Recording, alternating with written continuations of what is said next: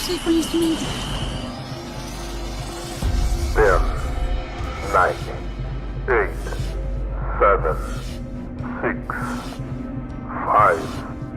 4, 3, 2, 1, 0. Okay, Houston. We have a problem. We are in Brazil. Olá, amigos terráqueos! Viemos novamente para mais um contato imediato, não é mesmo, amigo? Exatamente, a gente veio pedir aquela tradicional intervenção alienígena. Sim, que pelo que parece, já quase tivemos, né? Tivemos umas alertas aí de alguns Não estados. é? Exatamente. E assim, será que chegou? É a hora? Ô senhor ET, o senhor andou aparecendo aí para alguns países lá no norte da América, como é que tá? Soltamos pipas lá. Na verdade, balões. Foi um sinal, assim, alguma advertência? Já tá planejando executar o plano final? Foram pro lugar errado. A gente pensou que o carnaval era lá, mas só erramos. Eu imaginei que se foi uma missão de paz, agora na próxima é guerra, né? Porque foram abatidos. Foram mesmo. Então, Um balão de São João, talvez, assim, não? Fazer uma guerra por causa que derrubou uma pipa.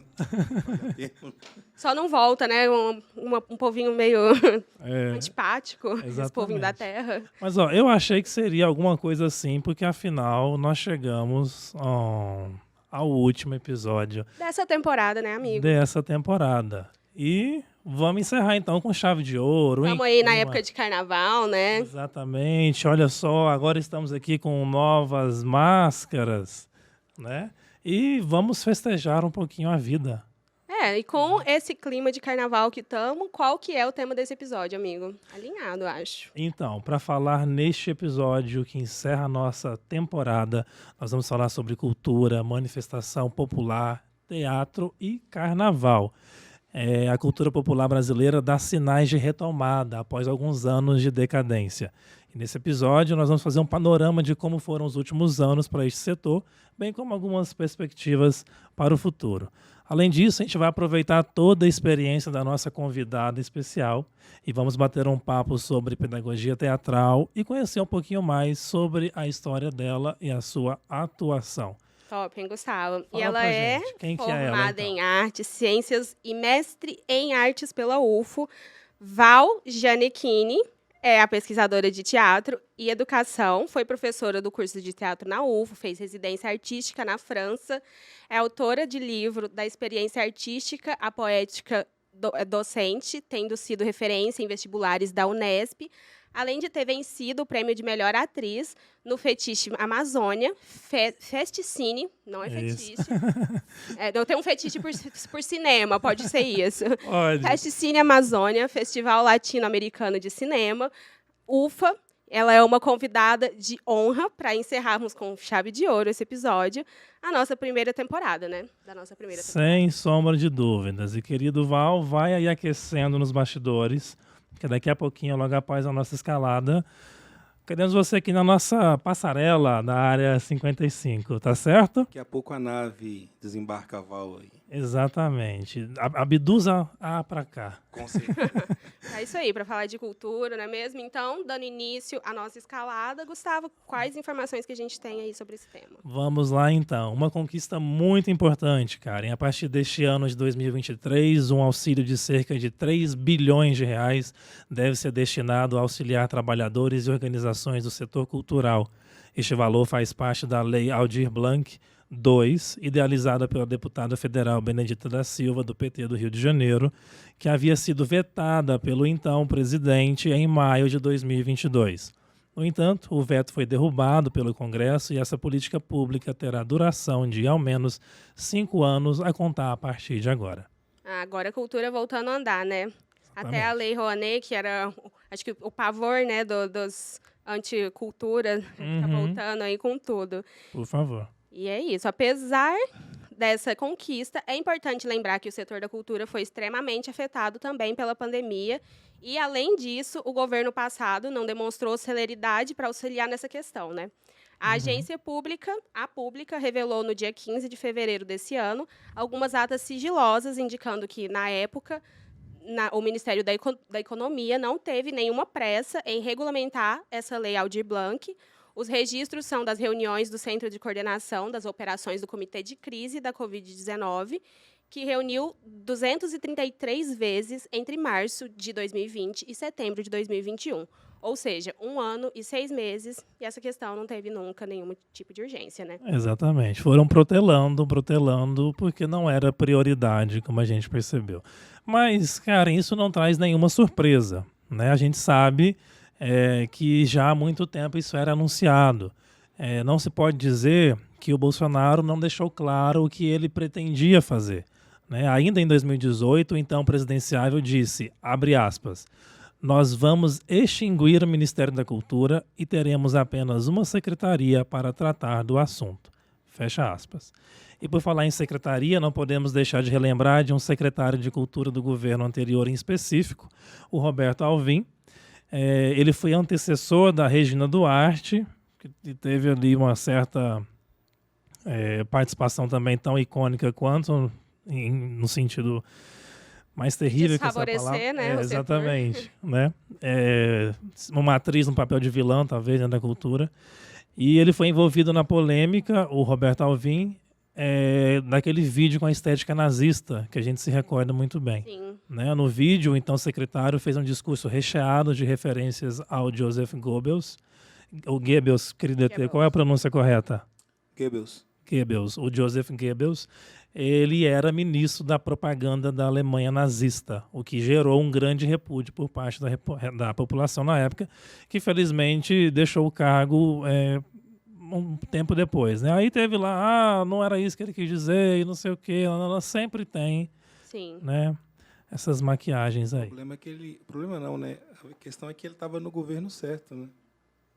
Ele foi usado, né? Eu acho que ele era a estética daquele governo. Exatamente. Não era a estética da cultura brasileira, mas era a estética do governo. O Partido Nazista tentou fazer isso também na Alemanha, logicamente guardadas as devidas proporções, quando eles criaram o Museu da Arte Degenerada na Alemanha, Verdade. onde eles separaram, olha, isso aqui é a nobre arte alemã, isso aqui é a arte degenerada. E eles excluíram todas as obras e criaram realmente um cisma dentro das produções artísticas. A obra alemã devia exaltar a alma, então ali tinha as grandes orquestras, os pintores, poetas. Então criou um cisma. Eles tentaram fazer isso no Brasil, mas sem sucesso. Ainda bem. Felizmente. Mas tá aí, acho que os artistas degenerados, né, são os melhores. Que viva os artistas degenerados. Absolutamente. E a Unesco, ela confirma que a cultura foi o setor da economia mais afetado pela pandemia.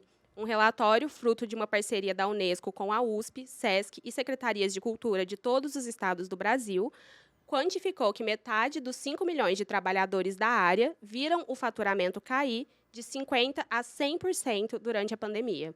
Então, artistas sem renda vindo da sua arte, né? Então, sobrevivendo de algo que não seja arte, é complicado. Um país que não permite seus artistas viver do que eles fazem, né? Exatamente, cara. Mas alguns artistas, né? A gente se recorda ainda durante o governo passado que uma classe dos artistas estavam até criticavam a Lei Rouanet, mas eram beneficiados com contratos superfaturados de prefeituras Sim. espalhadas pelo Brasil, né? Então há aquela comparação que o nosso ET acabou de fazer, até mesmo dos estilos de arte, né? A arte que é recomendada, a arte que é incentivada, apoiada, financiada, e a arte degenerada que não é, né?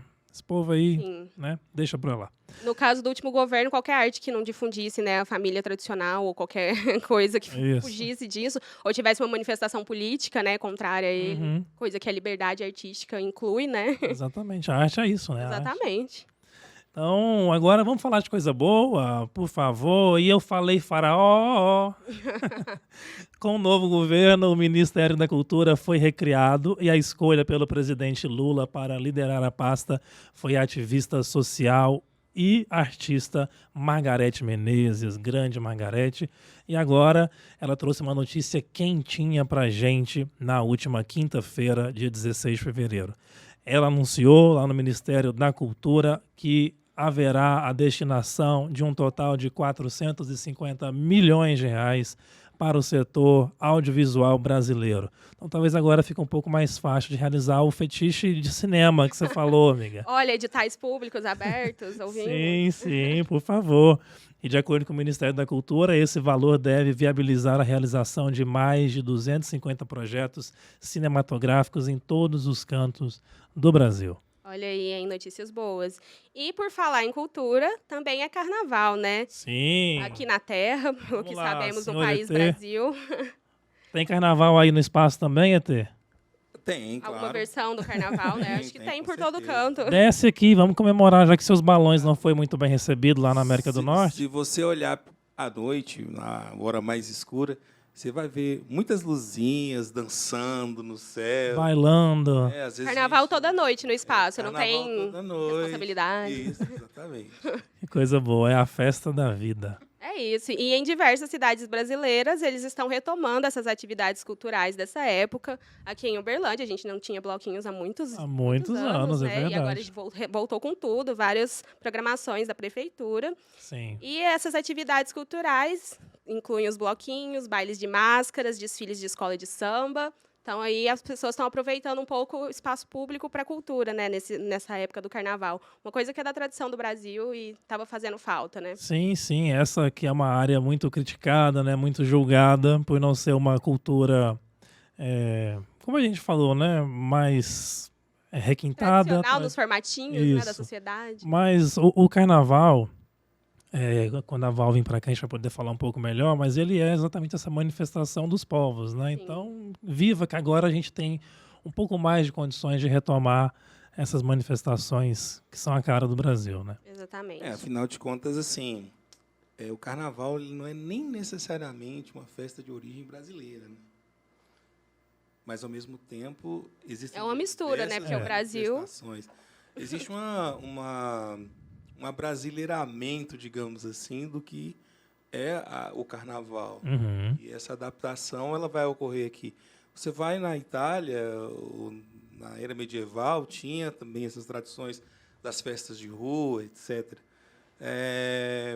Mas é muito curioso a gente ver quais os elementos que estão presentes no carnaval brasileiro, porque o carnaval brasileiro ele tem uma peculiaridade, não sei hoje, mas ele se torna uma festa de rua principalmente com os negros e com as pessoas negras. Nas ruas, a festa do povo mesmo, né? É claro que existe uma gourmetização também do carnaval para atender um determinado grupo social, como aqueles bailes de Veneza, as clássicas que vocês veem em filmes, mas, na verdade, aqui em Uberlândia, por exemplo, os primeiros blocos de carnaval, a professora vai falar disso, talvez pode falar disso, podemos debater, surgem nas ruas, surgem nos guetos mesmo, nessas expressões populares, onde as pessoas não tinham acesso às grandes folias que eram feitas nos clubes bacanas da cidade. As pessoas iam para onde? Para as ruas. Então, é aí que acontece o carnaval. O carnaval acontece justamente na intenção do povo tomar e se apropriar do espaço que lhe pertence.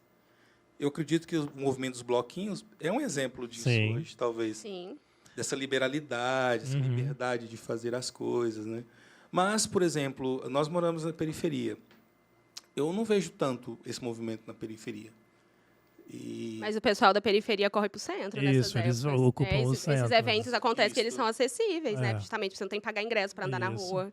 A rua é pública. Mas, no passado, esses eventos aconteciam, como a cidade não era tão grande, ou as cidades não eram tão grandes, esses eventos não precisavam de grande deslocamento. A cidade das pessoas era onde as pessoas estavam. É na rua dos bairros, na rua... No Rio de Janeiro você vê isso muito, na questão das próprias zonas do Rio de Janeiro ali, o carnaval acontecendo nos bairros. Então, acho que é essa a questão. Mas nós passamos realmente por um momento difícil, tanto pela pandemia quanto pela tragédia do governo passado. Sim. Então, só de voltar, talvez, a um mínimo de sanidade e normalidade, já é um grande avanço. Sim. Sem sombra de dúvidas. É isso. Então, diante de tudo isso, para brilhar na nossa passarela da Área 55, está na hora de chamar a nossa querida Val, a nossa especialista nesse assunto. E você que nos ouve, nos assiste, vem com a gente, suba a bordo da nossa nave mãe e se embora navegar por essa loucura que é viver na área 55. Val, vem pra cá.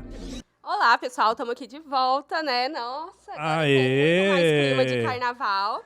E falando em carnaval, estamos aqui também com a Val, né, Nossa, gente? Val, agora já com a gente. Seja bem-vinda, Val. Muito grata, estou muito feliz. Minha estreia nesse universo de podcasts, enfim.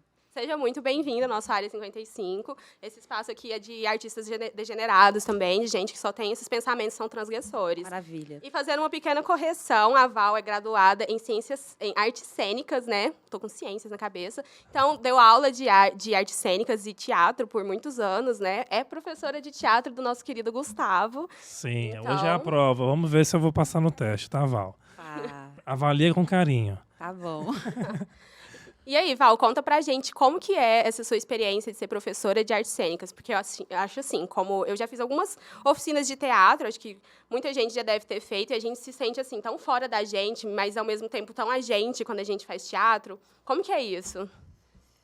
Boa. Nossa, essa pergunta é Profunda, né? profunda. Já começou assim. Eu vou começar dizendo que eu sou uma pessoa fora da caixa e que eu tensiono, assim, gosto de tensionar as palavras, as nomenclaturas, as noções. Então, hoje em dia, eu nem me chamaria de professora, hoje eu me chamo de desformadora. Porque eu entendo que aprender é uma decisão. Né? Quando você compreende que o ato de aprender está totalmente vinculado a um desejo de aprender, né? Da busca de algo que te falta, Sim. né? Uma fome, como diria a Adélia Prado, né? Se eu não tenho, ela fala assim, se eu não tenho queijo, eu dou um jeito de arrumar um queijo. Uhum. Então, quando eu compreendo isso e passo a estudar sobre outros paradigmas educacionais e tenho essa compreensão, eu também entendo que para essa experiência ser completa, que seja a partir de um desejo seu de fazer teatro, né? Ou formalmente ou não, mas eu acho que a graça, o brilho disso, de aprender teatro, vem justamente desse desejo de aprender. Ah, Não e sei para se eu você? respondi a sua pergunta. Ela foi muito profunda, a resposta foi profunda e abstrata como. Mas eu queria entender como que surgiu essa sua paixão Isso. por ensinar e por fazer teatro também, né? Para você mesmo, assim, como artista. Eu acho que o teatro sempre esteve em mim, desde a mais tenra infância, se a gente for pensar, tá tudo lá, né? As respostas estão sempre lá de tudo, né? Das neuras e das alegrias. Mas a educação sempre, para mim, foi uma dor. Né? Então, acho que a minha potência vem justamente desse lugar onde era dolorido para mim, porque eu não compreendia aquele formato de escola, mas eu amava estar ali, né? E viver as coisas, as relações, Sim. as experiências, né? Mas não entendia aquele formato. Né? Então, acho que por isso combinei as artes com a educação e estou tentando trilhar aí o meu caminho autoral, da minha forma como eu acredito.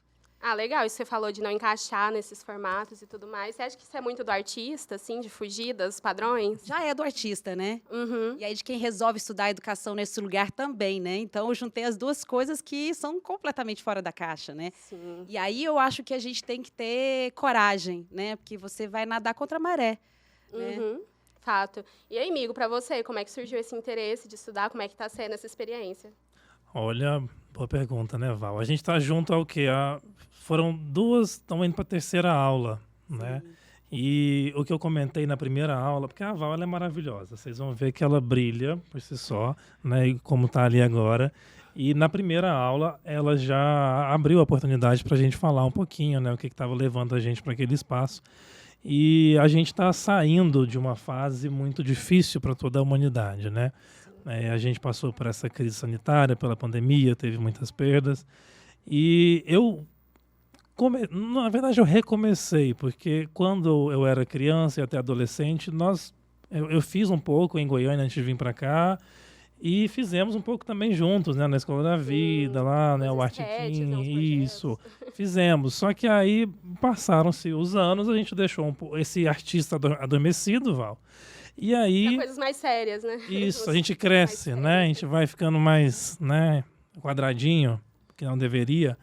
Mas no final, então, do ano passado, depois já das 3 doses da vacina, né?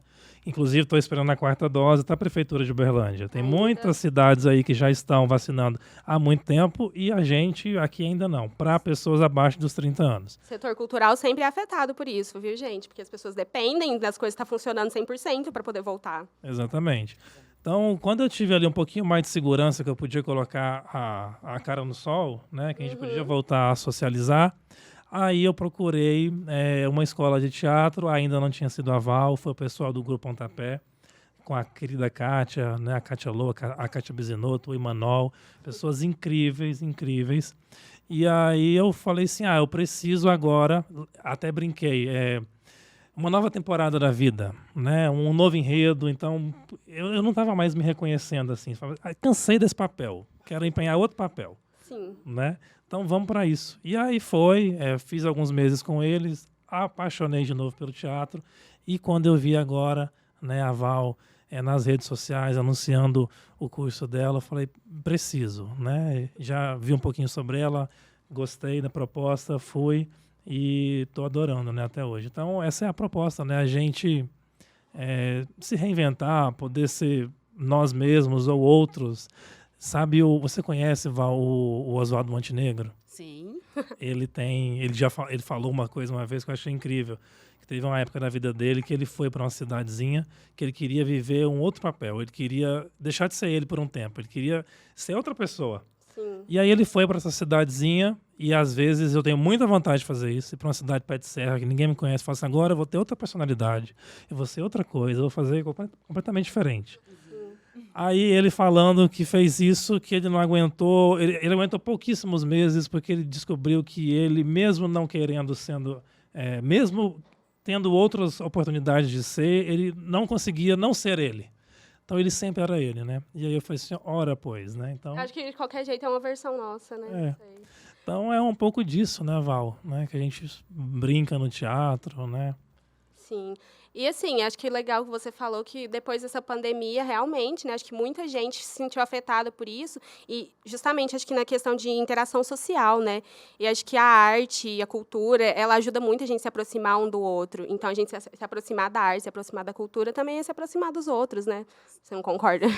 Sim, dentro dessa perspectiva do curso em Sim. especial, é isso, né? Não há possibilidade de você fazer uma incursão dentro da arte sem fazer esse mergulho interno. Sim. Sem conhecer você. E a minha proposta é que eles possam acionar a sua potência, independente se você quer ser ator ou não, que o teatro sirva para que você também se conheça, né? Eu acho que a arte tem esse papel. E ela é um grande instrumento, sobretudo o teatro, nesse lugar das relações, né? De a gente tecer as relações, construir as nossas comunidades. Eu acho que esse momento é um momento muito oportuno para a gente se reaproximar do nosso público, que a gente,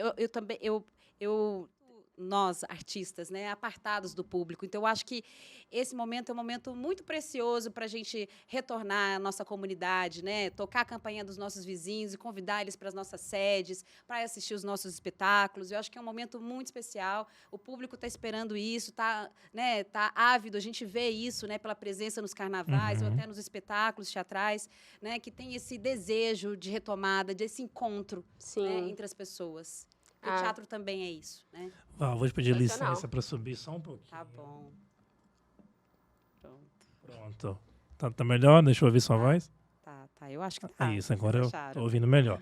Mas acho que essa foi esse efeito, né, da gente se sentir tão sufocado, foi um efeito também do afogamento, né, do setor cultural durante o último governo, porque o setor cultural ele também poderia continuar à distância com a pandemia, com o funcionamento, se a gente tivesse tido políticas públicas, né, decentes. Então, assim, o setor cultural foi o mais afetado, como a gente mostrou em dados, e as pessoas precisaram se afastar, porque acho que não existe momento que a gente é mais íntimo do outro do que quando você está ali na fila para o mesmo banheiro num rolê. Então, assim, todo mundo apertado na mesma... Não, e dentro da concepção, nesse entendimento que, né, o desgoverno tinha, né? Sim. E até, sei lá, talvez o brasileiro médio, né? De que a cultura é uma coisa supérflua, né? Não é uma prioridade. Sim. É a primeira coisa que cai. Isso aí Exatamente. é fato. Senhor ET, não estamos te ouvindo ainda, vamos sintonizar a frequência. Passos. Aí. É que eu acredito que momentos como esse acontecem na história da humanidade. E eu questiono, às vezes, é lógico que o governo tem um papel importante, teve um papel importante em desestimular o setor cultural, ao não dar as condições mínimas de sobrevivência para as pessoas que vivem disto. Porque não só diretamente artistas, mas existem produtos, serviços que são prestados diretamente, costureiras, uma gama de pessoas equipe que técnica. trabalham. O que eu questiono, na verdade, é o seguinte: nós temos apenas um meio de fazer a arte ou nós podemos reinventar essa forma de fazer a arte? Porque vamos pensar o seguinte, essa não foi a primeira pandemia e também não será a última. Eita. Na próxima, como nós pretendemos sobreviver? Como que esses setores pretendem sobreviver? De que forma eles pretendem se reinventar? Eu falo porque, no meu caso como professor, nós tivemos que buscar alternativas dentro de um universo sem alternativas. Por exemplo, dar aula online. Ok. Só que nem os professores eram preparados para isso, eu trabalho com vídeo há tempos, ok, tudo bem. Mas a maioria não sabia. E outra coisa, a maioria dos alunos não tinham acesso à tecnologia. Como fazer para isso acontecer? Então, eu também me pergunto, no caso da pandemia especificamente, como que o setor cultural pode se reinventar ou pôde se reinventar? Porque eu não acredito, literalmente, que ele tenha adormecido. Nós vimos, por exemplo, o caso do... Vou dar um exemplo do cinema, que é a área que eu tenho mais afinidade. O cinema de streaming aumentou absurdamente durante a pandemia, que as pessoas estavam mais em casa. Sim. Por outro lado, nós temos a questão da própria internet, o YouTube. Quantos artistas eu vi surgir, sério, artistas populares, pessoas fazendo suas interpretações nesses vídeos curtos, nos shorts, nos reels, e eles começaram a fazer, eu não acredito hoje, eu sigo pessoas que eles fazem vídeos no fundo do quintal da casa deles. Sim. Então, eu fico me perguntando, como que os artistas, e eu pergunto para a professora Val, para a artista Val, para a atriz Val, como que essas pessoas podem se reinventar numa situação de pandemia?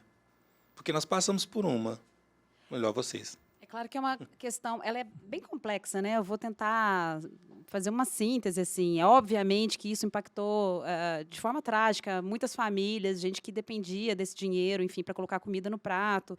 Mas eu acho que também houveram coisas muito positivas e interessantes que surgiram. É teatro? Não sei responder. Não sei se é a mesma coisa. Mas eram interessantes? Muito interessantes. Surgiram muitas coisas legais. Eu estava vendo outro dia, sem querer, apareceu para mim um encontro no YouTube dos 40 anos do Tá na Rua, do Amir Haddad.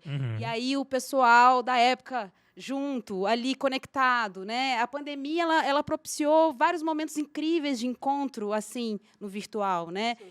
E para além disso, eu acredito firmemente que o nosso compromisso enquanto artista, nós somos criadores. Nós somos co-criadores das coisas, né? Eu gosto muito de dar como exemplo, os meus alunos estão cansados de ouvir isso, os meus amigos, mas eu gosto muito de dar como exemplo o seguinte: eu fui palhaça por mais de 10 anos, aí parei só por causa da pandemia, mas o que eu quero dizer com isso? Se eu fui palhaça por mais de 10 anos em Uberlândia, Minas Gerais, dentro de um hospital, é porque um sujeito, um dia, lá nos Estados Unidos, né, o famoso Pat Adams, que decidiu, entendeu que ali dentro de um hospital havia demanda para ter um palhaço. E eu, né, depois disso, atuei por conta dessa iniciativa lá atrás. Então, nós temos um compromisso. Eu acho, às vezes, que nós, artistas, e eu me incluo, às vezes a gente fica esperando o edital, fica esperando a oportunidade, fica esperando o convite e tira, se afasta daquilo que é uma essência, de uma potência, de um compromisso ético, existencial que você fez, de criar, de co-criar as suas iniciativas. É por isso que eu fui para a internet e fui lá lançar as minhas turmas. Eu tenho um espaço? Não tenho. Eu tenho uma companhia hoje? Não tenho. Tenho uma produtora, tenho um sócio. Mas é isso. Desculpa. E está conseguindo, eu acredito nisso, ocupar os espaços existentes com o conteúdo, com todo o know-how que você tem. Sim, né? exato. É uma forma de se reinventar. Né? O nosso ET perguntou como que essas pessoas se reinventaram, mas você também pode dar um exemplo, né? Como que você se reinventou enquanto artista na pandemia, né? E esse Para mim foi bem complicado, né? Porque eu estava finalizando, se é que a gente pode chamar de finalizar, um puerpério, né? 2 anos. E aí eu pensei, nossa, agora é minha chance de colocar meu narizinho para fora. E aí veio o puerpério coletivo, então eu quase enlouqueci, né? Então eu perdi trabalho, né? Parei de ir ao hospital, perdi grana, fiquei mal, né? O Lattes todo atrasado, Sim. né? As produções, enfim. É uma treta, né? Foi para todos nós. Sim. Mas eu creio, gosto de pensar que houveram coisas bonitas que nasceram desse período. Inclusive, para mim também, no autoconhecimento, nesse mergulho em mim, na minha potência, que eu vim muito mais forte, né? Nossa, pelo que Incrível. você falou, ser artista independente é uma baita responsabilidade, né? Eu acho que assim, é uma potência interna mesmo das pessoas. E eu acho que uma coisa do artista é se apropriar do que tem ao redor dele. E o que o nosso Itezinho falou foi que realmente as pessoas se reinventaram durante a pandemia com a tecnologia, né? E uma das coisas que a gente viu surgir com a tecnologia, com essas inteligências artificiais, são essas imagens que são feitas por inteligência artificial, que são, na verdade, tipo, são composições de outros artistas, de artistas humanos. Então, a máquina meio que se apodera desse conhecimento e constrói outras artes. O que vocês, desse setor, acham desse tipo de tecnologia, que usa, né, todo esse repertório que tem já de artistas como base para poder criar coisas como se fosse dela, como se fosse autoral. Mas, na verdade, é composição de artistas, né? Toda essa tecnologia. É arte ou é um tecnoplágio? É arte. Nossa, eu não Máquina faz arte. eu não sei responder, né? Assim, eu não sou uma pessoa versada muito em tecnologia. Aliás, eu preciso melhorar em relação a isso. Mas eu acho que a tecnologia traz bastante recurso interessante assim para o teatro também, né? O pessoal do teatro de animação, por exemplo, está bebendo bastante nessa fonte, assim, fazendo coisas incríveis, né? Então, acho que tem espaço para tudo, desde que haja acuidade, respeito, né, e ética na hora de tratar dos elementos e materiais das duas áreas. Incrível, acho que Val. dá para ser usado, né, para muita coisa boa. Imagina uma peça lá, né, com umas imagens de inteligência artificial que você usa no meio, um holograma, alguma coisa, eu acho massa. Sim. Dá medo, né, gente? Dá Porque, medo. assim, a coisa escalou num nível. No dia que eu fiquei sabendo, no museu em São Paulo, que já tinha uma impressora 3D, né, que fabricava carros, prédios, casas biodegradáveis, eu falei... Sim. Olha. Então, a gente tem que acompanhar mesmo, de perto, né? Uhum. E Eu acompanho de longe. você acompanha de longe? Te assusta essas questões? Olha, enquanto vocês estão longe, não. Se todos os computadores quebrarem, quem sobrevive é quem está longe mesmo. É melhor de perto, qualquer coisa, é robô, você joga uma água. Exato. Não, antes. Exato. Mas Falou tudo. uma Sim. questão. O Glauber Rocha, cineasta, ele falou mesmo. Ele tinha uma frase de efeito dele que acabou ficando popular, que é uma câmera na mão, uma ideia na cabeça. Essa semana, um grupo de amigos da Baixada Fluminense viralizaram, na verdade já tinham viralizado, mas foram capa do Jornal Extra, como Largados na Baixada. Eles fizeram uma sátira, 4 amigos, só com a câmera, uma sátira imitando a voz do Largados e Pelados. Estamos aqui na Baixada. Gente, é absolutamente hilário. Eles não são estudantes de teatro, pelo que eu entendi, são pessoas que quiseram fazer a arte, quiseram interpretar, e eu acredito que existe muita potencialidade no brasileiro, sabe, nas pessoas. E lá na comunidade, nós tentamos fazer isso na década passada. Os meninos fizeram um teatro chamado Bang Bang Você Morreu, verdade. uma adaptação de um teatro sobre bullying, e saíram apresentando nas escolas, e eles amavam fazer teatro, amavam interpretar. Então, assim, eu fico pensando nessa potencialidade. O que você enxerga, Val, em relação, principalmente às crianças, a potencialidade delas em relação à interpretação, na verdade, à dramaturgia? O que você acha disso? Tudo uma questão de oportunidade, né? Tem um pensador de teatro que estuda recepção e ele fala o seguinte: por que todo mundo se sente técnico de futebol? Porque todo mundo tem do lado de casa um campinho, então todo mundo tem essa experiência do futebol, né? O Flávio Degrange, para citá-lo. E então, o que acontece? O teatro tem que ser uma oportunidade também, né? As pessoas têm que ter acesso, né? Tudo é uma questão de referência, né? De dar referência, de possibilitar que as pessoas tenham essa oportunidade. Mas, respondendo mais objetivamente, tá tudo na criança. Ela já é a coisa, ela já é a potência, ela já é aquele corpo que está em ação, que está fazendo, né? Que está jogando com, né? Quando a gente estuda palhaço, a gente vê que a criança está ali, ela está completamente já no estado. Por expressividade, né? Por expressividade, né? Já tem um outro pensador também, agora eu não vou me lembrar. O Peter Slade, em inglês, né, que ele estuda o teatro, o jogo dramático infantil, né, e aí ele faz diferenciações quando a criança é o próprio objeto e quando a criança está manuseando o objeto, né? Ele verificou isso dentro da brincadeira infantil, né? Então isso já está, né? Eu falo que a gente vai encaretando, né? O Ivaldo Bertazzo, maravilhoso, mestre, que estudioso do corpo, né? Ele fala, né? O adulto, para olhar para alguém que está passando, faz assim, ó. A criança não, ela vai com o corpo inteiro.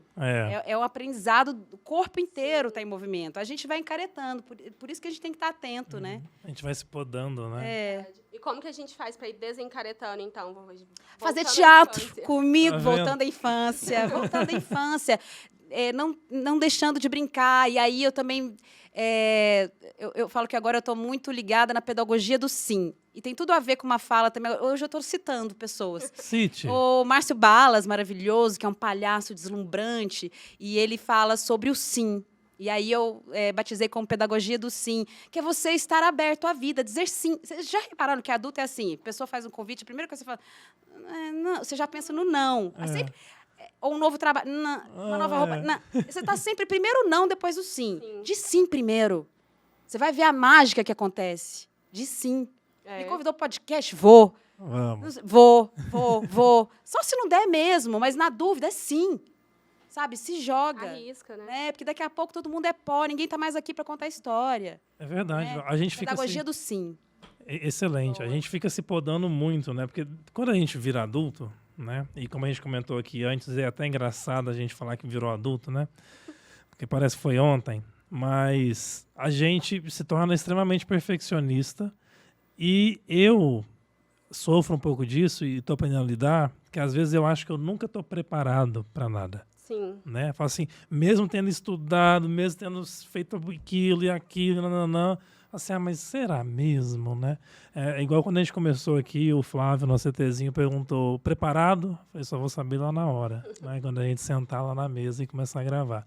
Então, é um pouco disso, né, Val? Às vezes é só aceitar, se E jogar. sem estar preparado, né? Olha, eu vou citar a minha experiência agora em relação aos cursos, né? Beleza, sou atriz, tenho uma certa facilidade em falar no celular e tudo mais, beleza. Mas tenho muitas críticas, e quando eu estou na pessoa física, para mim é mais difícil também. Eu fico me analisando, fico, tô ridículo, não sei o quê. Depois eu falei assim, gente, eu preciso canalizar minha potência aqui, preciso fincar meu pé, porque é isso que eu quero. Então, eu preciso passar isso. Sim. Né? E aí eu falei, zero críticas e vamos embora. Essa sou eu, essa é minha voz, esse é o meu corpo, esse é meu cabelo. Se gostar, gostou. Se não gostar, tudo bem. Eu vi uma frase, autor desconhecido, porque é da internet. Clarice assim, Lispector. Clarice Lispector. Se dê a devida desimportância. Exatamente. A gente se dá importância demais, né? Quem que tá ligando? Isso. Seu pé tá torto ali. Como diria o Nelson Rodrigues, a unanimidade é burra. Isso aí você não vai atingir. Você não tem controle sobre o que o receptor vai receber. Sim. Entendeu? Vão te criticar, vão te julgar, vão achar isso ou aquilo. E tá tudo bem. E, o tempo tá passando. E depois que você vira mãe, você desbunda, que você fala assim, olha, não tenho tempo a perder com besteira. Quero viver minha vida, quero viver na potência. É verdade. Val, essa sua fala me lembrou de um trecho da entrevista da grandiosa Glória Maria, que nos deixou há pouco tempo. Maravilhosa, né? E gratidão, Glória Maria, onde você estiver, por tudo, pelos caminhos abertos. Inspiração para tudo no jornalismo. Exatamente. Ela, no Roda Viva, ela disse assim, gente, quando chegar a minha hora de ir, ninguém vai deitar lá no caixão por mim, né? Ninguém vai deitar lá, vai estar eu, né? Então, para que eu vou ficar me importando, né? Assim, assado, vive, né? Simplesmente vive. A vida que a gente tem certeza, que a gente sabe, né? Essa material aqui é uma, né? Do lado de lá ninguém voltou para contar, né? Então, às vezes a gente se apega tanto numas picuinhas, né? Vamos viver. Inclusive, quero falar para a posteridade assim, que eu tô cada dia mais Glória. Cada dia. Esse é meu objetivo, ficar que nem ela. Chegar nesse ponto. Nossa, total. Exatamente. Eu quero os 15 passaportes agora. Não é? Também, de também, vida. Cada dia mais menina. E eu que tenho passaporte português e não consegui os carimbos. Amiga, Tive corre que implorar atrás. por um carimbo. Ah, Carimbim, por favor.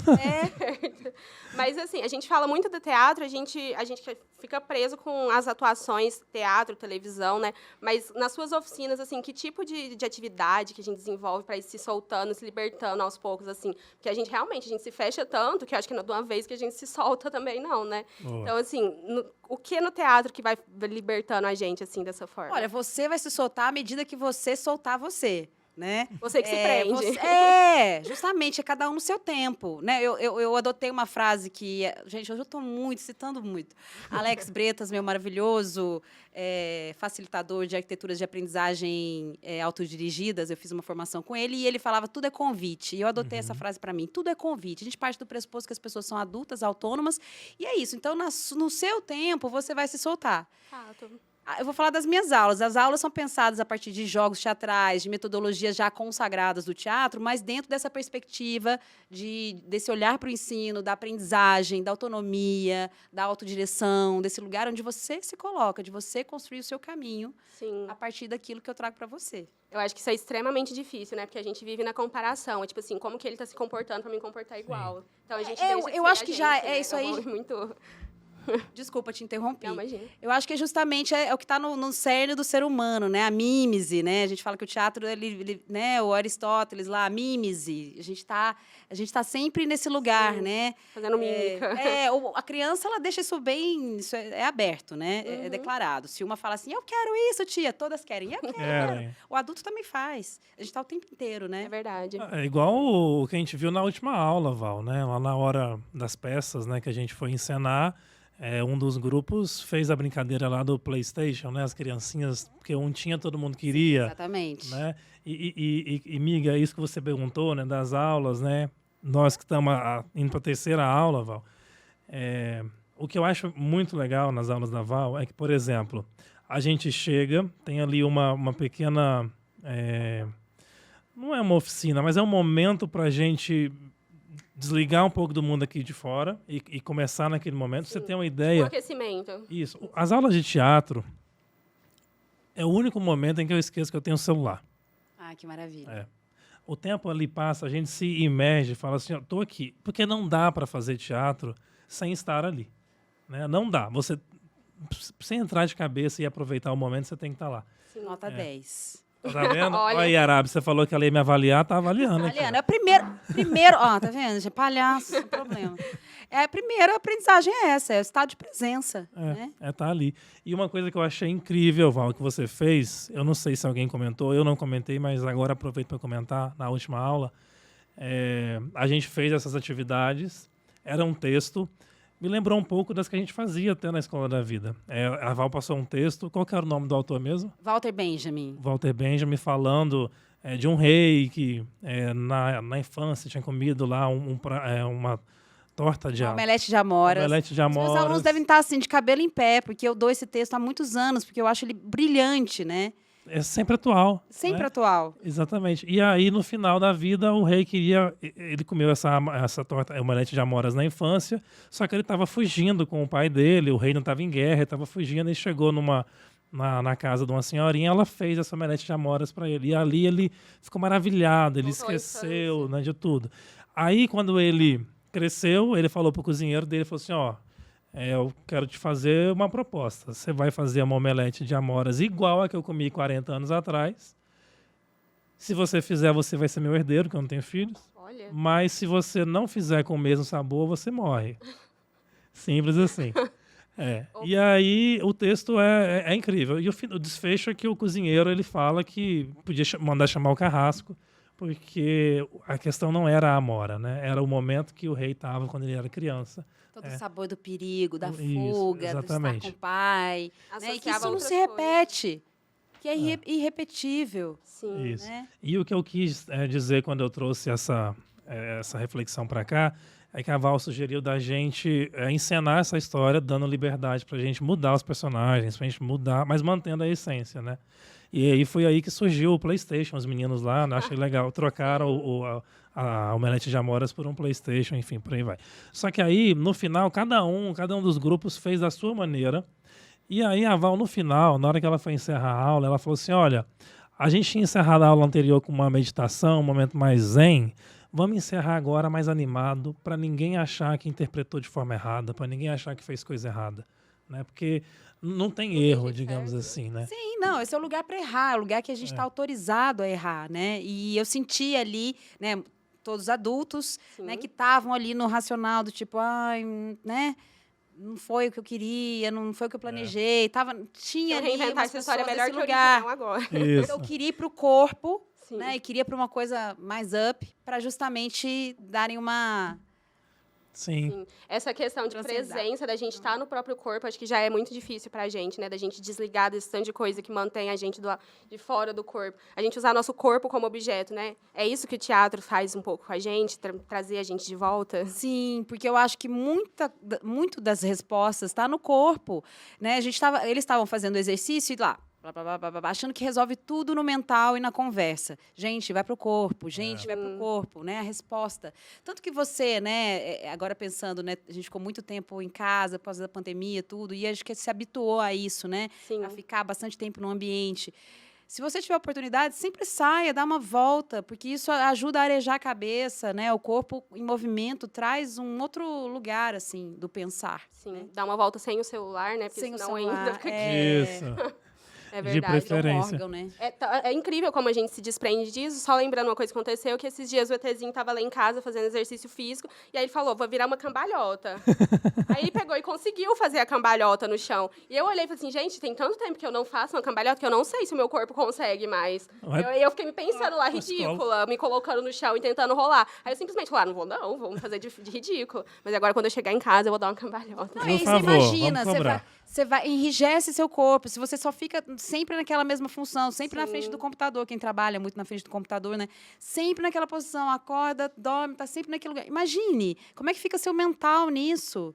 Né? A sua tendência a ficar mais rígido, a ficar mais quadrado, mais careta, vai aumentar. Ficar igual Tem que todo pôr o povo no mundo. movimento, exatamente. Às vezes, é uma coisa interessante, eu nunca tinha parado para pensar assim, mas depois de ver alguns filmes que eu gosto muito, por exemplo, O Senhor dos Anéis, aí a gente começa a gravar algumas falas. Aí, de repente, as falas vêm na nossa cabeça. E quando você está assistindo o filme, às vezes eu fico tentando eu mesmo falar a frase do jeito, falando, mas ele fala de um jeito tão bacana. Principalmente quando pega, por exemplo, o Gandalf, que é talvez o meu personagem favorito. Maravilhoso, O Ian Incrível. McKellen maravilhoso. é um cara que é tão Incrível, versátil, ó. que faz desde Brilhante. teatro shakespeariano Isso. até cinema moderno, herói. Quer dizer, E vilão também, Magneto, grande Magneto. exatamente. E eu me recordo de atrizes brasileiras, atrizes negras, que está naquele documentário A Negação do Brasil, onde ela fala o seguinte, que que as mulheres negras tinham papéis que eram considerados pequenos. O pessoal falava, então são papéis Subalternos, né? pequenos. Ela falava assim, olha, as atrizes negras mais velhas, elas falavam para as mais jovens o seguinte, olha, não existem papéis pequenos, existem atrizes pequenas. Então, vai e faça sempre o seu melhor. Faça o seu melhor, brilhe. Falava desse jeito. Eu fico imaginando justamente isso. Esse jogo de espelho que a gente fica, às vezes, entre nós e os outros sujeitos que nos rodeiam. A gente assiste um filme, às vezes, a gente não vê que a gente está consumindo arte naquele momento e que talvez a arte também está consumindo a gente. Como é que é essa interação? Sabe? Eu fico pensando realmente nisso. Em que momento a gente vai se permitir, o que a Karen falou, dar a cambalhota, imitar a voz. Gente, eu não gosto normalmente de filmes dublados, porque eu quero ouvir a voz do ator. Mas, por outro lado, eu admiro tanto o trabalho dos dubladores. De alguns, né? Não. Em dublagem. O Guilherme Briggs, ou Briggs, por exemplo. Ele olha aquela pessoa e é interessante porque eles falam o seguinte, eu ouvi aquele moço que fazia a voz do Wolverine, ele até faleceu. Faleceu há pouco tempo. E ele falou o seguinte, numa entrevista ao Jô, se eu não me engano, que tava o Wolverine e ele, né? O Wolverine, o Hugh Jackman. O ator do Wolverine. Então, acho que é o Hugh Jackman. E aí perguntaram para ele assim, o pessoal queria ouvir o Wolverine, o Hugh Jackman com a voz dele ou com a voz daquele senhor, aquele idoso. Todo mundo escolheu, não, queremos o idoso. Ele que é a voz verdadeira. Ele empresta a voz um para o outro. Então, fala assim, me parece que a arte, pelo menos o teatro, é troca. E há muitas pessoas que vão para o teatro, acho que elas pensaram primeiro no cinema, não necessariamente no teatro. Porque, infelizmente, a gente não nasce com a cultura do teatro, apesar de ser bela. E aí eu fico pensando justamente isso, em que momento ocorre essa transição? Porque atores de teatro, eu conheci alguns, que não gostavam nada de cinema. Tipo, eu não queria fazer cinema. Val Kilmer é um deles. Ele fez teatro, no Teatro de Nova York, no documentário dele, Val. Ele falava assim, eu não esperava que eu fosse fazer cinema. Eu queria fazer teatro, porque teatro é... conceito. Muitos atores consagrados na TV, né, no cinema, Isso. no teatro também. E aí, como que Teatro é a fica base. isso? Essa troca, né? Isso, em que momento a gente consegue fazer essa troca? É meio que ambivalência, nós que não somos atores e essas pessoas que são atores. Parece O que a gente troca absorve de uma lugar. performance, o público? Acho que- Isso. Como que a gente consegue fazer isso? Um exemplo, eu estou assistindo o Teatro da Val. Ou o Gustavo está lá assistindo a Val. Ele quer ser que nem a Val. Ele quer conseguir fazer o que você faz. Sai Ele da quer... peça com a personalidade do personagem principal. Só que você não quer que ele faça o que você quer que seja ele, que foi o que você disse agora. Né? Mas como que a gente consegue se libertar sem invejar tanto vocês que conseguem fazer isso?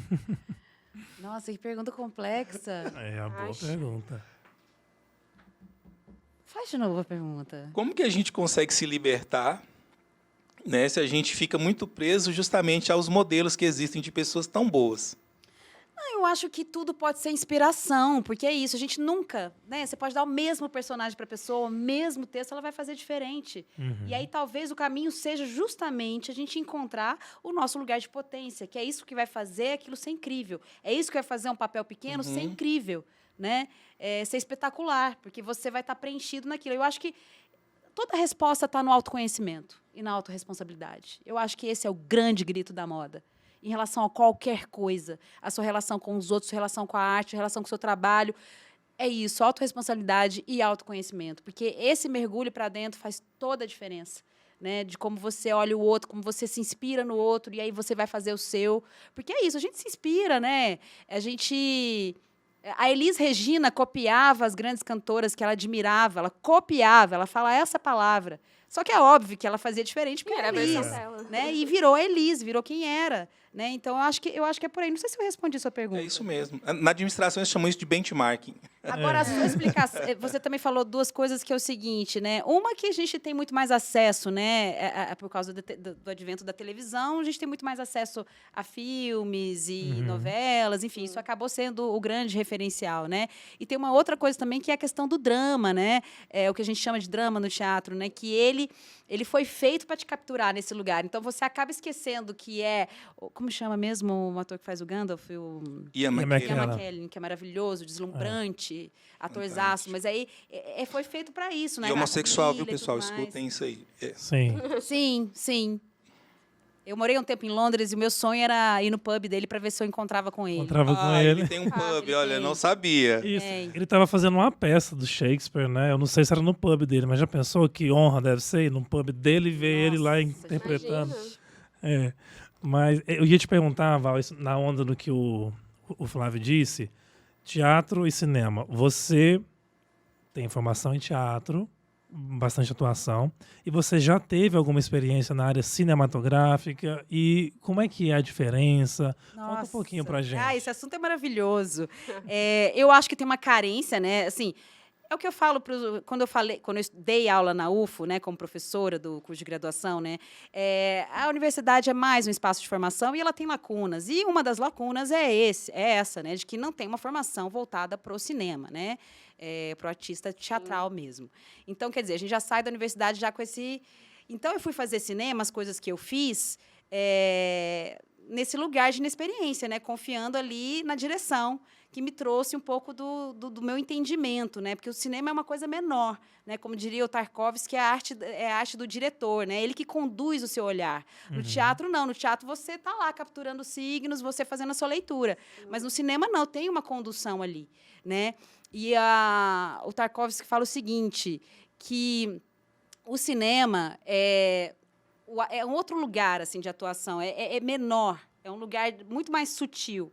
Não é porque no teatro a gente mostra, né? A gente já tem essa convenção de que a gente tem que fazer maior, que tem a senhorinha no último lugar do teatro, né? Uma senhorinha fictícia que precisa ouvir a projeção da sua voz, que precisa ver os seus gestos. Então tem isso, né? No cinema não, é um olhar. E você não pode estar catando o texto, você não pode estar pensando no texto, porque as pessoas vão ver nesse 5 segundos de olhar. Né? É um lugar muito mais... Eu brinco que no cinema é ser e no teatro é mostrar. Né? Essa é a minha síntese grosseira, mas seria mais ou menos por aí. A gente pode dizer que o teatro ele é mais difícil do que o cinema?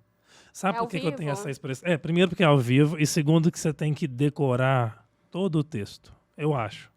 Porque no cinema você pode decorar só aquela cena ali, você gravou, pronto, fiz essa cena. Errou, take 2. Eu acho que os dois são difíceis em esferas diferentes. Por exemplo, o cinema tem uma coisa que é assim, você não aquece, entra no personagem e vai pra cena e vai.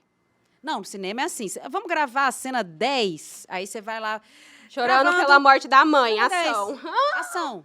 Aí depois passa um pouquinho, cena 1. Aí você tá lá na outra situação, lá do começo. É outro momento. Né? Um outro momento. Então, e aquela coisa fria, daquele ambiente de um monte de gente ali com você, né? Então, caminha mais ou menos por aí. Todos têm seus desafios, né? Mas é incrível fazer cinema. Eu amei fazer, espero ter novas oportunidades. Fica aí a dica, me chamem para jobs. O convite, estou esperando.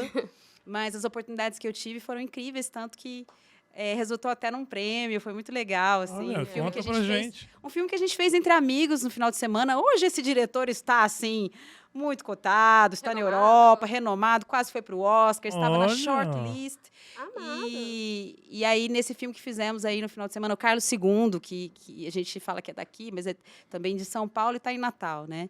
É o nome do diretor? Carlos II, ele morou bastante tempo aqui em Uberlândia. Olha. E ele que dirigiu o filme. E foi muito legal, porque a gente fez ali sem uma pretensão e acabou...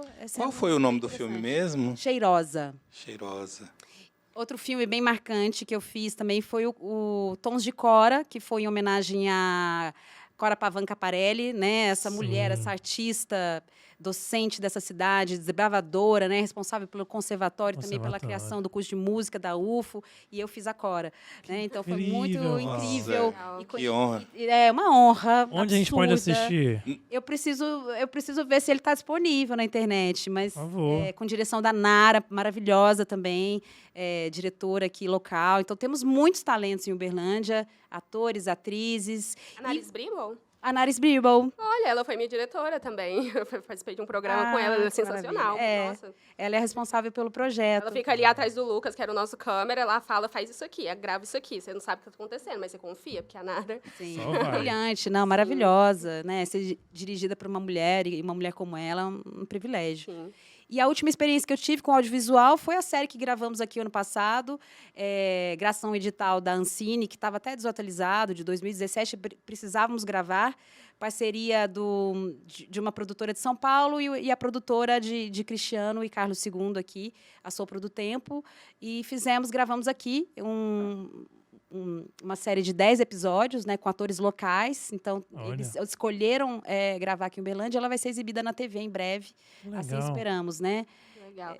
E nessa questão de produções independentes, artistas independentes, como que é o cenário, assim, para o artista no Brasil mesmo? Tipo assim, quando você sai da faculdade, você fala, eu quero ser artista de filme, mas eu quero fazer meus filmes, sabe? Eu quero escolher meus roteiros. Acho que tem muito disso, a gente se adequar ao mercado, né? Quando a gente sai da graduação para poder ter um emprego.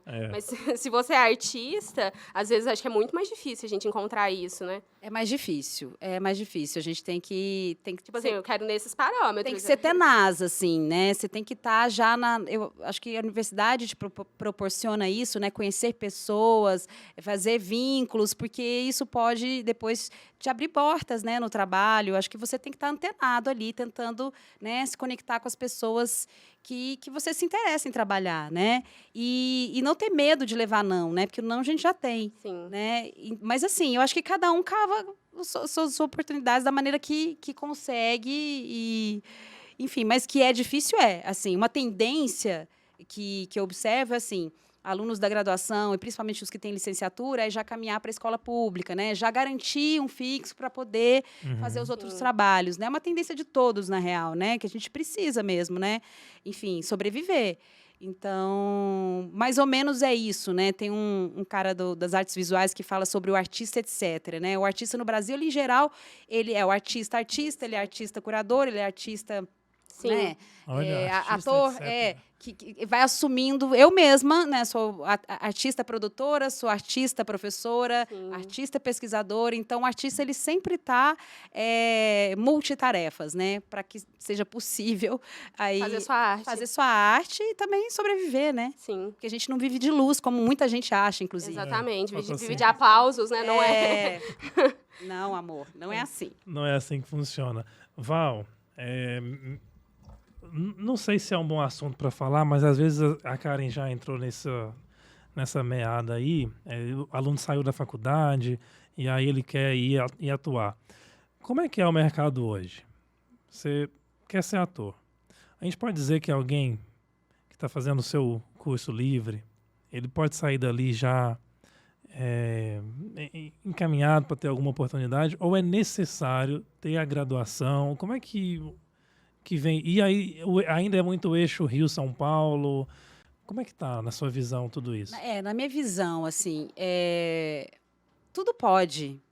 Né? Uma pessoa, às vezes, que não é ator e tem pouca experiência, pode emplacar, pode, né, ter uma questão de um dom, aí, um talento mais aflorado. O que mais você perguntou? Deixa eu ver.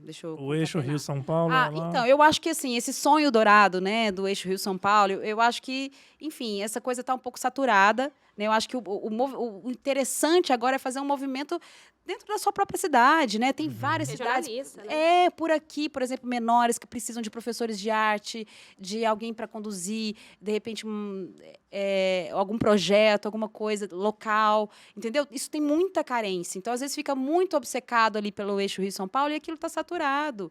E acaba você não tendo muito espaço. Só se você realmente conhecer alguém ali dentro ou tiver uma proposta, um desejo de fazer algum curso, uma formação específica, mas eu não indicaria você sair para essas bandas.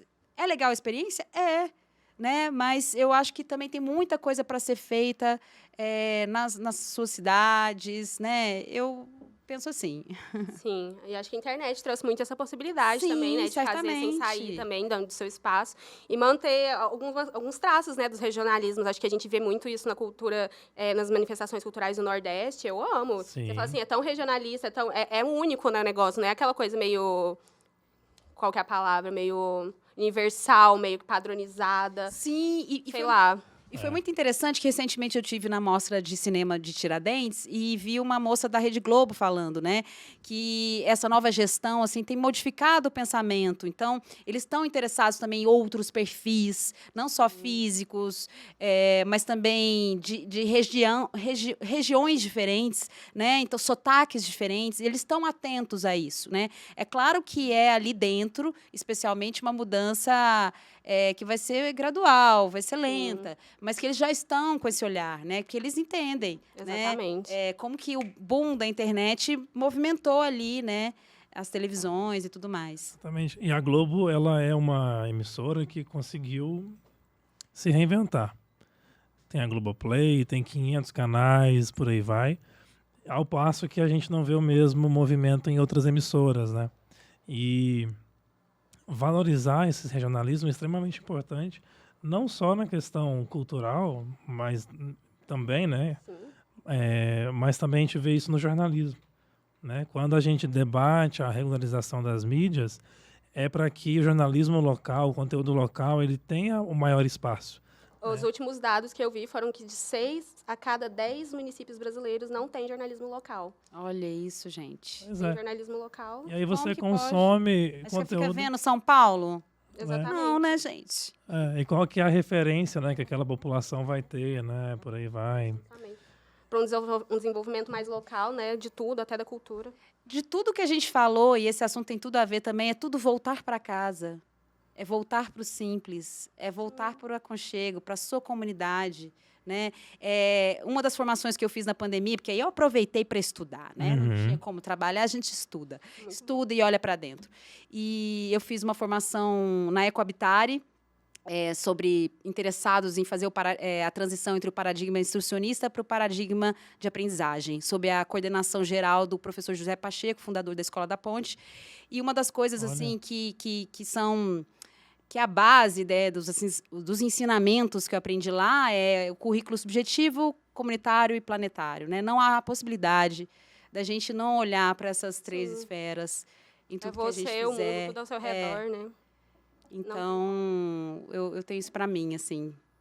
Nossa, acho que o teatro é muito mais do que a gente vê de primeira mão, né? Porque a gente fica muito preso na... é a atuação, para mim, a Angelina Jolie, sei lá, melhor atriz e tudo mais.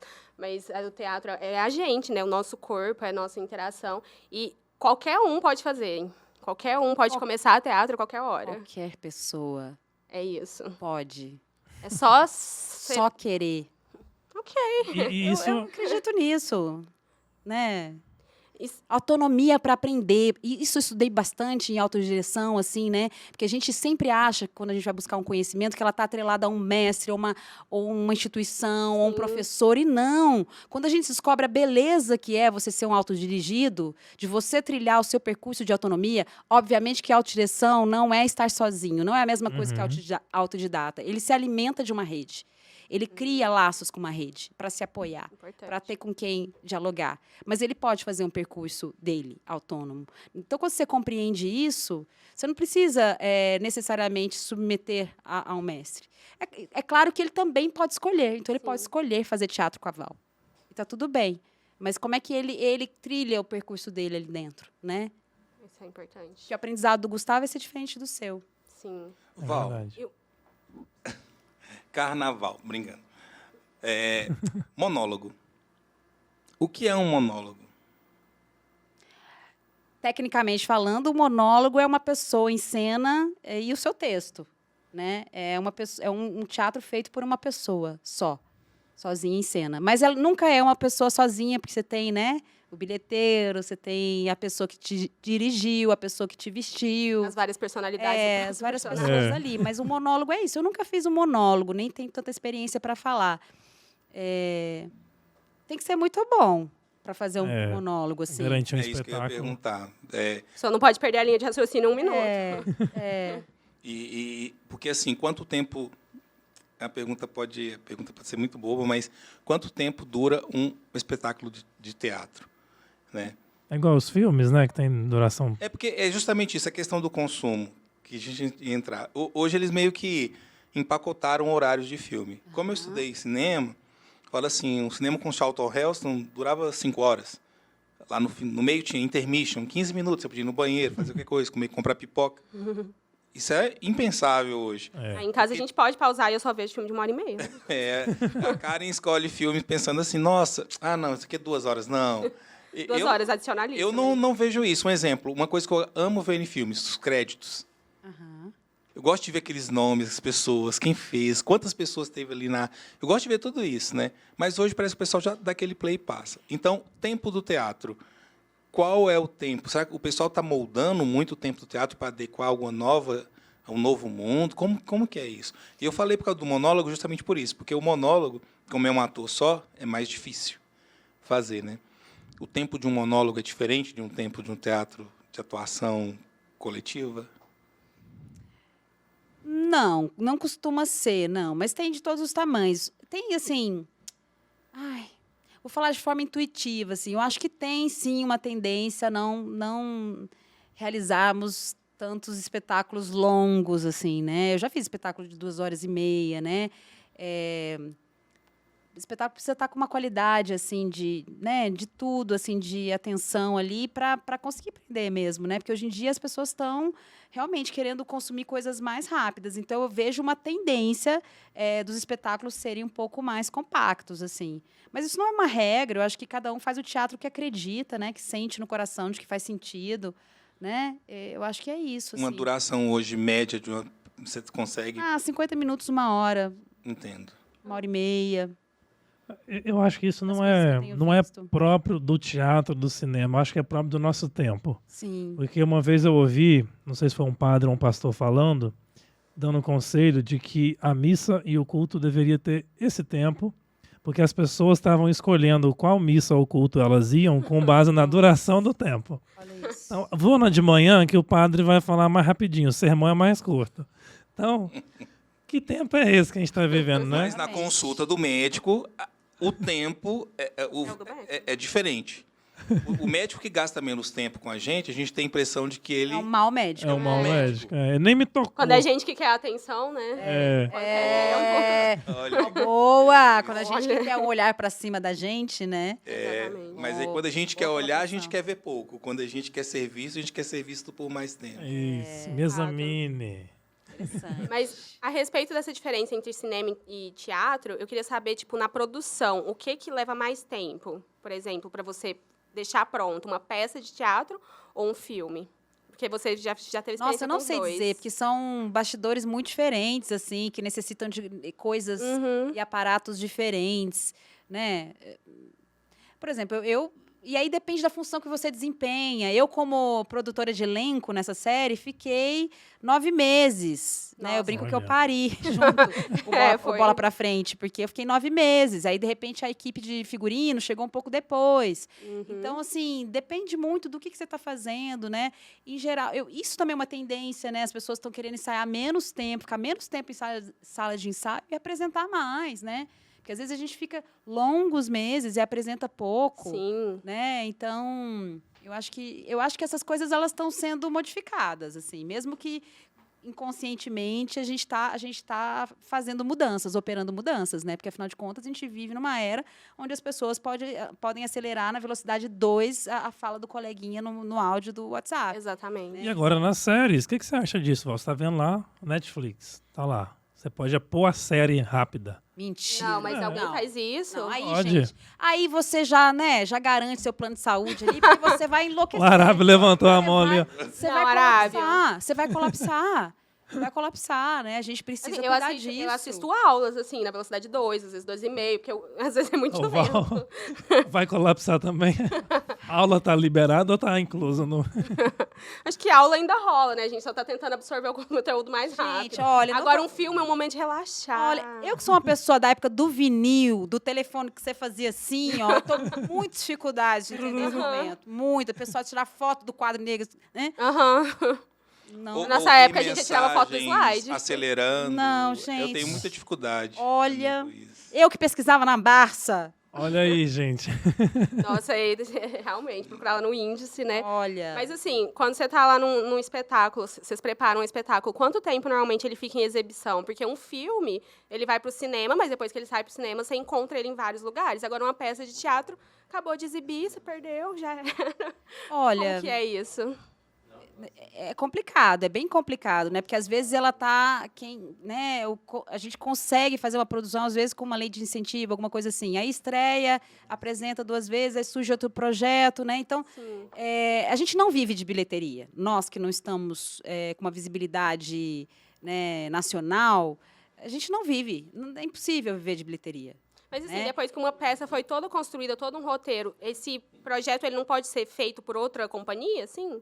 Tipo, uma outra companhia quer fazer esse mesmo teatro, essa mesma peça. Pode, aí depende dos acordos aí, mas pode. Isso acontece, então, dentro dos campos de teatro? Acontece mais com autores mais clássicos ou, né, mais, enfim, obras que são conhecidas, né? Ah, certo.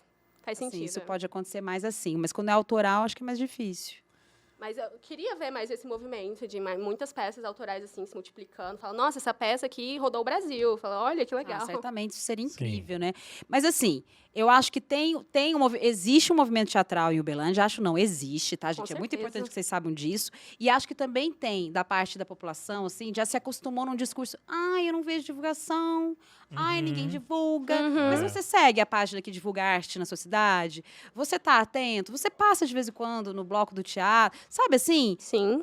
Você está interessado no circuito fora do municipal também? né? Então, assim, também tem esse olhar, assim, que eu acho que acabou se acostumando com essa resposta. E fora dos cinemas comerciais, né? Porque às vezes você vai ver filme é só lá dentro do shopping. Só Também. aquele Só cinema. ele. Né? E aí, as pessoas, o público aqui nesses lugares mais regionais é menor, o público normalmente para os artistas. Por isso é mais difícil, tipo, manter uma peça por muito tempo. Não, às vezes até a casa tá cheia, mas aí ingressos de R$15, R$20, né? O que você... A acessibilidade é menor, né? Não, às vezes tem 2 pontos, porque é um valor que eu acho que para o artista que tem ali que fazer uma divisão com toda a equipe, Mais que justo. talvez não Sim, vai... A gente paga isso para ver um filme, por que não pagaria para ver uma peça? Exatamente. mas- Tem essa... Mas na questão do teatro, eu acho que Val, você deve ter comentado, mas nesse sentido que para o artista, às vezes, não é um valor que ele consegue se manter fazendo apenas aquilo, né? Não. Enquanto que numa grande rede de cinema, você paga esse valor, o filme tá lá rodando e pronto. Eu já fui em sessões de cinema dentro de shopping que tinha eu na sala. Fazia. Tá lá rodando, né? Eu tenho um péssimo hábito, eu não sei se é péssimo, mas talvez não. Não sei, me julguem. Às vezes, Val, eu vou para a sala de cinema, não importa o filme que tá passando, eu entro e é um momento ali que eu me encontro, sabe? Eu vou para pensar. Tô vendo ali a cena, aí às vezes eu viajo, vejo, volto, né? Então, assim, eu não sei se isso é algo que eu deturpei da arte ou se isso também pode ser considerado algo que a arte também contribui, né? Como que a gente lida, né, com essas expressões, né? E uma outra coisa que eu queria falar, já que eu entrei nesse assunto do cinema, o Flávio comentou dos créditos que ele gosta de ver. Eu também gosto, mas acho que não no mesmo sentido que ele. Quando eu vou ao cinema sozinho, e essa é uma experiência parece muito louca, eu gosto de ser o último a sair da sala e eu sento lá no fundo até os créditos quase terminar, aí eu fico naquela dúvida, espero terminar ou eu tô atrapalhando o rapazinho que quer fechar a sala. E aí... Pois é, né? Se eu fosse tipo o rapazinho e ficar, esse moço não vai embora. Vamos? Dá licença. Tá morando aqui agora? Já deu. Ele tá esperando, né? Vai fazer alguma moço coisa. acabou. É os créditos só, ninguém vê isso. E aí, mas eu faço isso porque a trilha sonora, eu tenho uma coisa com as trilhas sonoras de cinema. Nossa, um filme muda completamente com uma trilha sonora boa. Não é? Exatamente. Então, assim, aquela trilha que te prende, às vezes eu me projeto pra lá, sabe? Então, assim, aí você chora ali dentro da sala, aí você encena. Eu gosto quando eu desço as escadas, e aí quando tá terminando, eu olho assim para aquela plateia toda vazia, aquela tanto de cadeira, e ali parece que eu consigo organizar a minha vida nas caixinhas assim, ou tirar das caixinhas, eu falo, vou abstrair aqui um pouquinho. Então, às vezes, a arte ela tem ramificações para coisas que extrapolam a tela, o palco, né? Mas é aquilo que a gente estava falando na aula passada, né? Que eu li um trecho do Desgrange citando Walter Benjamin, né? Que sobre essa experiência de você assistir uma obra de arte, de você fazer a leitura de uma obra de arte. E aí eu também incluo o ato de ouvir e contar histórias. Quando você faz isso, né, você está chocando os ovos da sua própria experiência, né? O Walter Benjamin me fala isso, né? De você começa a refletir sobre a sua própria vida, isso que você acabou de falar, rever os seus comportamentos, as suas ações, né? Então, quando você aprecia uma obra de arte, você também devolve isso a você, você traz isso para sua vida, né? Verdade. Incrível. E como você citou ele, eu lembrei novamente do que eu comentei na aula do Ailton Krenak, a liderança indígena incrível, uma das lideranças, né, que a gente tem no nosso país, que ele fala no livro dele que contar histórias é uma forma de adiar o fim do mundo. Então, no livro Ideias para Adiar o Fim do Mundo, essa é uma das formas, né? Sempre há tempo para mais uma história. Enquanto a gente tiver tempo de contar mais uma história, a gente está adiando o fim do mundo, né? E essas pessoas que têm a habilidade de fazer a gente acreditar na história, né? Transpõe a gente para outro mundo, né? Que são os atores. E uma questão que eu conversei com um amigo meu que ele faz artes recentemente, me surgiu agora, é que realmente com essa tecnologia toda que a gente tem, acho que todo profissional atualmente sofre meio que um conflito entre ser só o seu profissional ou entre ser o seu profissional e um influencer, porque parece que você vai conseguir ter muito mais sucesso, né? Ou então você ou só fazer sua arte aqui, ser autêntico, esperar ser descoberto, ou você tentar espalhar ela de toda forma possível nas redes sociais. E a gente vive esse conflito, né, constante. Você acha que é errado um artista tentar assim desesperadamente se expor nas redes sociais? Porque eu acho que não. Eu falo assim, não tá acho querendo nada like, errado. toma like. Você tá feliz? Você tá pagando suas contas? Você não Sim. tá fazendo mal para ninguém? Vai, se joga, entendeu? Aquilo que eu falei.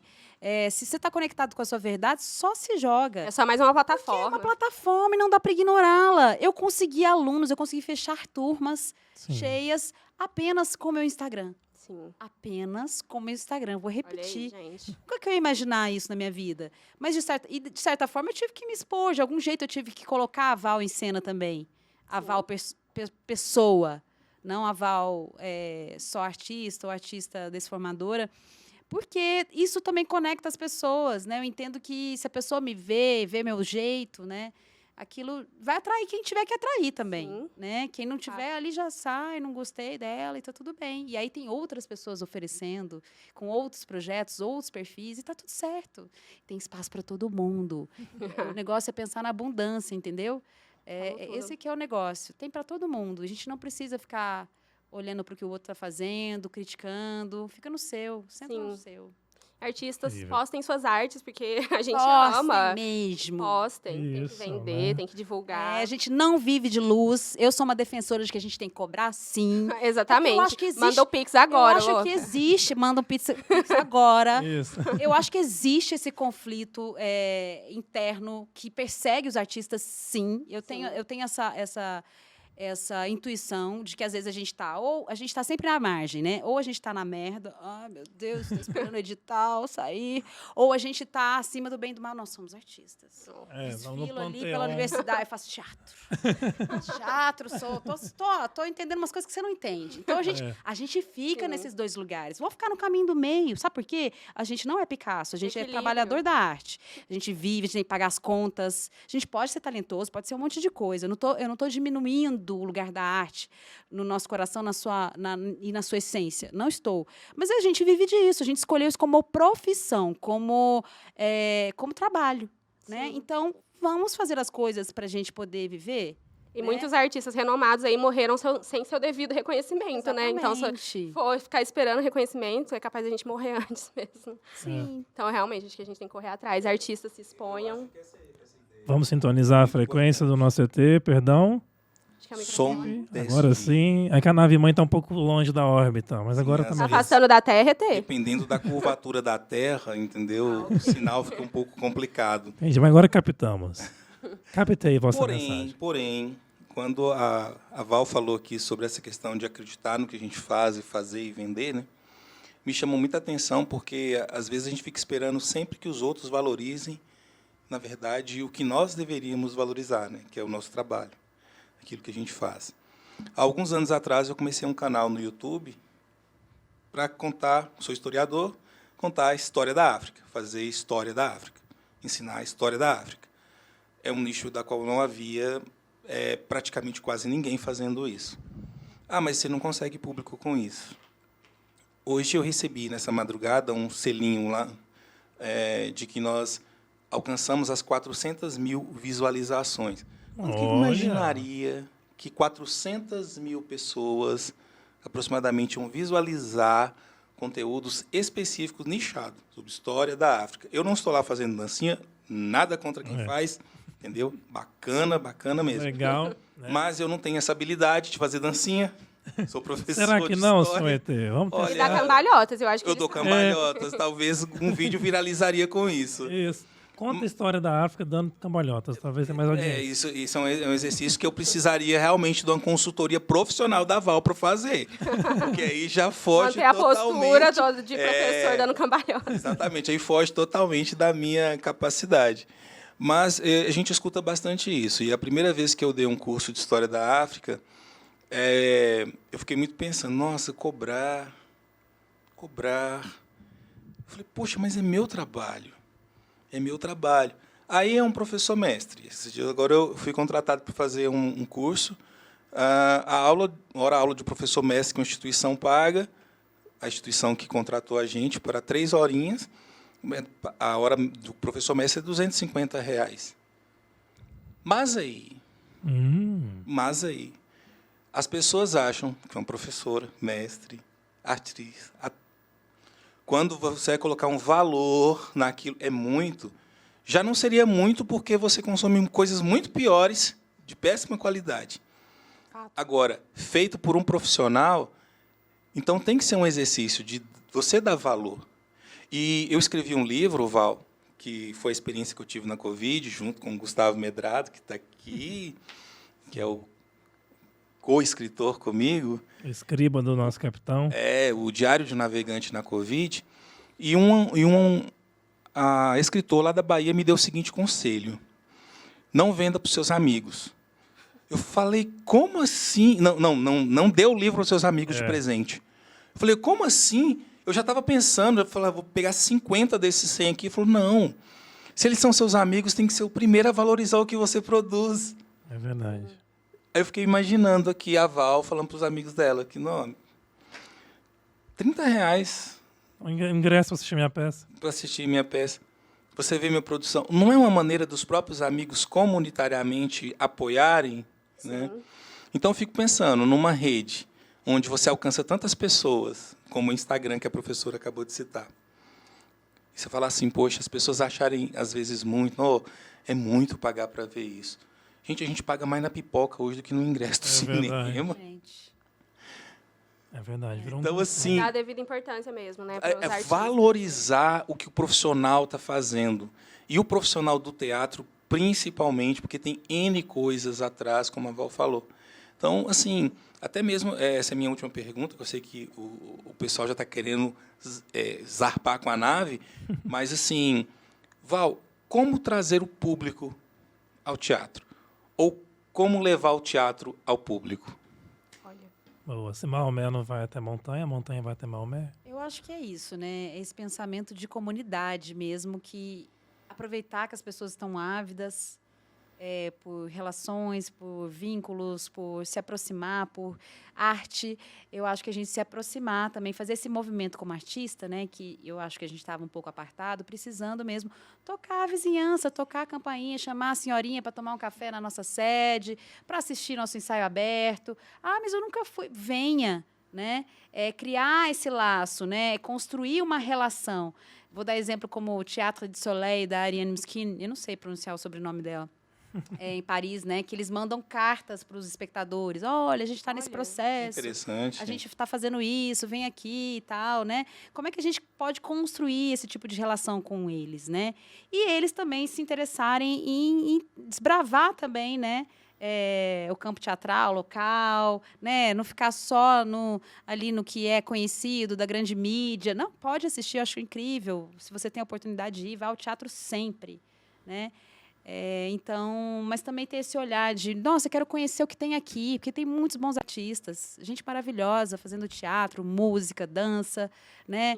Valorizar. Eu acho que, eu não sei se isso tem a ver, né, com essa coisa do brasileiro, da gente se sentir menor, né? Historicamente, você que é um historiador Síndrome pode de falar, vira-lata, né? Será que é isso? Porque parece que a gente está sempre querendo validar com algo de fora, né? A Broadway, né? Com tudo, sobre qualquer assunto, né? Tem um amigo muito querido lá de São Paulo, que é juiz, que ele fala o seguinte, nossa, Val, alguém precisa declarar que é o primeiro brasileiro desse rolê. Porque todo mundo, porque eu sou descendente disso, eu sou descendente daquilo. Né? E muitas vezes é todos uns fudidos que vieram de barco. Mas, assim, no meu caso por exemplo. Então, assim, a gente fica, né? E aí, né, vem as peças de fora, eu vou, maravilhosa e tal, mas e o galera daqui? Gente muito boa fazendo, premiada, inclusive. Isso não é também tudo bem que prêmio também, papel, enfim. Não quer dizer muita coisa, mas... Como você mesmo falou no seu Instagram, que vale o tete a tete. Que vale o tete a tete. É isso. Mas você me lembrou do Ariano Suassuna agora. Um escritor famoso, apesar que ele, né, nasceu de uma família nobre, etc., tem todo um histórico ali, mas que ele nunca quis ir à Disney. Ele nunca quis viajar para o exterior. Ele nunca quis aprender a falar inglês. Ele tinha um ranço com o inglês, Ele né? falou, não, se as pessoas quiserem, elas aprendam a falar português para falar comigo. Assim, não é minha arrogância, mas é meu lugar. Eu sou um homem do Nordeste, eu sou assim, ele vive assim. Tanto que nas últimas vezes que ele foi visto no aeroporto, antes dele passar mal e ir a óbito, ele estava deitado no chão, esperando o voo. Então, uma pessoa assim... Ele contava, de repente, um octogenário, praticamente, contando histórias para universitários. As palestras dele eram extremamente concorridas. Um dia ele ainda falou, né, que uma mulher... convidaram para jantar na casa da mulher, e a mulher falou para ele, né, você já foi à Disney, né? Não. Ele falou assim, não, porque essa mulher divide a humanidade entre duas pessoas, entre os que foram à Disney e os que não foram à Disney. Então, né, assim, eu nunca fui à Disney. É um pouco disso que a Val está falando, né? A gente, às vezes, quer chancelar um pouco, olha, meu passaporte passou nessa instituição ou aquilo. Quando eu ouço Lázaro Ramos falar que ele começou a companhia de teatro dele, era uma companhia de teatro lá na periferia, né, de Salvador, e falar dos colegas dele, é uma coisa que parece que é tão povão de onde ele veio, que aí você vê hoje ele, a Thaís Araújo, né? E você fala, mas agora não, mas acho que as pessoas têm que parar com essa ideia de que a gente ganha alguma coisa, acho que a gente conquista as coisas, né? Ele ganhou o prêmio de melhor. Não, ele conquistou, né? O Arábio, inclusive, encontrou aqui o vídeo, viu? Cheirosa. Podemos expor, fazer um exposed aqui? Uai, encontrou, né? Agora que eu sei. Pode, claro. Então, mas com tudo isso que a gente falou aqui do teatro, eu acho que a gente chega à conclusão de que com essa sociedade voltando ao normal aos poucos agora, teatro também é uma forma de terapia, não é? Pra gente voltar ao normal. Por si só, né? Ela não precisa ter essa orientação no sentido da terapia, né? O Jung está aí para contar pra gente que ela já é a experiência, né? Estar em contato com ela já é a coisa. Que incrível. E Val, a gente ainda tem uns minutinhos antes da nave zarpar. Eu queria que você falasse um pouquinho do seu livro, ele que está aqui na mesa, pulando aqui. Querendo ser mostrado. Isso, vamos falar um pouquinho dele. O livro que a Val escreveu, Da Experiência Artística à Poética Docente. O que você destaca desse livro? Claro que antes da gente entrar no ar, você comentou que talvez já seja uma outra Val agora. Mas o que você tem a dizer desse filho, né, que nasceu, né, que nasce em OET, como a gente... Mostra o livro pra gente aí. Vamos falar do livro, aqui. Quer segurar ele para a câmera? Tenho muito orgulho desse filhote, porque ele é do tamanho de uma dissertação de mestrado, porque é isso, né? Ele foi feito no meu mestrado e resultou no livro. E eu sou muito feliz com esse filhote, porque ele circulou bastante aí, ele está em planos de ensino de universidades, sendo citado em trabalhos acadêmicos, a nível doutorado, mestrado, o que mais? Me encanta muitíssimo, principalmente quando graduandos vêm falar comigo. Outro dia eu publiquei no Instagram a foto com o meu livro e uma graduanda da UFO veio falar comigo, eu amo esse livro, não tinha me tocado que era seu. Olha. Então, assim, quando isso acontece, eu fico particularmente, assim, muito feliz porque conhecimento foi feito para a gente compartilhar, para a gente partilhar. Eu acredito nisso. Então, eu tenho muito orgulho dele. Questão de prova da Unesp, da habilidade específica da Unesp. Olha. Então, assim... E aí você vê, né, os caras que eu citei estavam ali embaixo junto comigo na referência. Então, isso é bonito, assim, é o reconhecimento de um percurso, né? Que tem o tamanho desse passo que eu dei, agora eu vou dar outros. Olha. Espero que melhores. Qual a experiência que você relata, mais assim, centrada nesse... Eu discuto muito a figura do artista docente dentro do contexto universitário, né? De como que eles transformam a sua experiência artística e até pessoal em poética docente, né? Pensando que nós somos criadores, né? E como é que a gente traz toda essa informação e transforma isso numa prática docente, numa poética docente, e como que eles resistem de forma tática dentro de um ambiente tão estratégico, né? Formal como a universidade, né? Porque, afinal de contas, somos artistas, né? A gente é sempre um desvio dentro da universidade, né? Verdade. Transgressores de algum jeito, né? Na sociedade. Na universidade não deixa de ser diferente, né?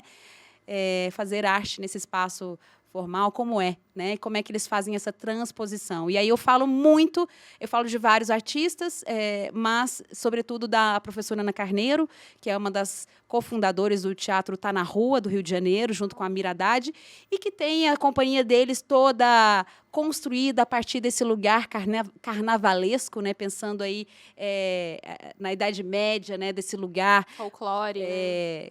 da comicidade, do povo, de ir para as ruas, ocupar as ruas, né? Claro. E de entender que ali na rua essa estratificação social ela desaparece, né? Somos todos iguais. Então ele traz esse lugar do carnavalesco. Eu puxei, né? Fui falando. Incrível. Mas Tem Não, tudo a ver então com o já- momento que a gente está, Já né? deu vontade de Olha aí. ler, né?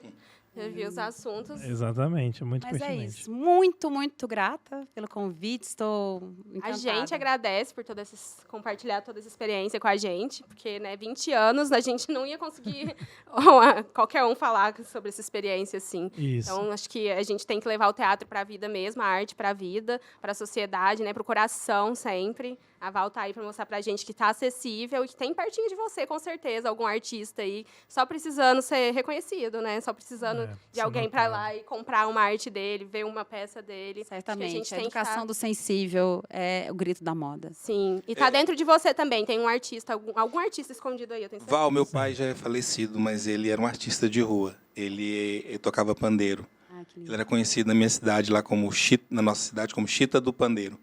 Então, assim, eu admiro demais o trabalho do artista e vejo o quanto que precisa realmente do reconhecimento, né? E ele tinha muito essa vibe de acreditar nele quando ninguém acreditava. E quando tudo dava errado, ele dava uma cambalhota e, de repente, você fala, pô, inventou de novo, se reinventou de novo. Coisa meio louca, né? O Brasil tem muita arte na rua hoje. E acho que isso é muito bonito. O carnaval é um pouco disso, a arte na rua. A Val é a arte aqui no estúdio hoje, para a gente, Sim. trazendo um pouquinho. Mas eu queria te pedir uma coisa muito especial, para você falar para os nossos ouvintes, espectadores, seu curso, seu Redes grupo, sociais, tudo. redes sociais, exame de sangue. Não, Fator RH não precisa. Para as pessoas te encontrarem. Onde encontrar Eu a tenho Val? mais uns minutinhos só para fazer Claro, um por adendo favor. que ele Claro. falou, assim, que você falou coisa do errar e continuar, né? Eu acho que tem uma coisa que a gente precisa resetar e começar de novo, essa questão da relação com o erro, né? Eu descobri muito adiante, assim, conversando com a minha personal trainer sobre por que eu tinha escolhido a palhaçaria como um dos lugares para atuar como artista e entendi que eu escolhi para ter um lugar para poder errar, porque o erro na palhaçaria ele é celebrado. Então, e aí eu comecei a chorar desesperadamente, porque é isso, você não pode errar na vida, você não pode errar, enfim, em todas as suas áreas. E aí eu falei assim, gente, é isso, né? E pensar que nós somos criadores. E tudo isso que existe em volta da gente é fruto de tentativa e erro. Só que a gente não fala disso. É Sim. verdade. Na escola a gente não tem espaço para falar disso. Então a gente precisa urgente Verdade. Normalizar o erro. né? normalizar o erro. Fato. Né? Ele faz parte do processo. E quem quiser me seguir nas redes é @Val_Gianecchini, que escreve Gianechini, tá? E Val com V. A gente sabe que vocês sabem escrever Gianecchini. Por favor. Você já fez Só essa que o dele pesquisa. tem um C a mais, eu acho. Não vai no Ah, dele, não. O olha. meu é diferente. E o dela, para garantir, tá aqui na tela, tá na descrição do Só procurar. vídeo. Só me procurar lá, vamos trocar ideia. Val, você quer deixar mais uma mensagem para a humanidade aqui, ó? Você sabe que é um podcast intergaláctico, né? Paz. O que a gente não falou que você queria falar? Uma palavra, alguma coisa? Ou você foi contemplada? Empatia, liberdade e autorresponsabilidade. Autorresponsabilidade, hein, galera? Perfeito. Principalmente no carnaval, nesse momento que a gente está vivendo, e na vida, né? Em todos os lugares que a gente estiver, é sempre muito bem-vinda. Muito obrigada, Val. Acho que a gente não tem. Gente, que A gente vai incrível. sempre ter espaço para a Val aqui no nosso podcast. Com A certeza. cultura sempre. Assim sempre. encerramos a nossa primeira temporada, mas a Val já está convidada para próximas oportunidades, né? Porque cultura agora a gente vai querer respirar sempre cada vez mais. Vida longa esse podcast lindo. Um beijo, pessoal. Até a próxima temporada, né? Gustavo? Até a próxima temporada, a Área 55 faz um pequeno break, a gente volta, se Deus quiser, se tudo der certo, em uma galáxia por aí, em um mundo, né? A gente vai aparecer de um jeito ou de outro, um sinal no céu. Quando você menos esperar, na velocidade da luz, a gente vai chegar. Exatamente. Enquanto isso, TikTok, Instagram, YouTube Shorts, todas as redes sociais, siga, reveja, compartilhe, abduza boas ideias. Vamos agradecer também a nossa equipe técnica ali, o Arábio. Arábio! Isso, a equipe que está ali tomando de conta dos controles das nossas edições. Muito obrigado, gente. Um beijo. E é isso, pessoal. Nos vemos. Feliz Carnaval, feliz vida, vamos vibrar, festa, vamos respirar cultura, gente. Usem camisinha. Por favor, sejam responsáveis. Tchau.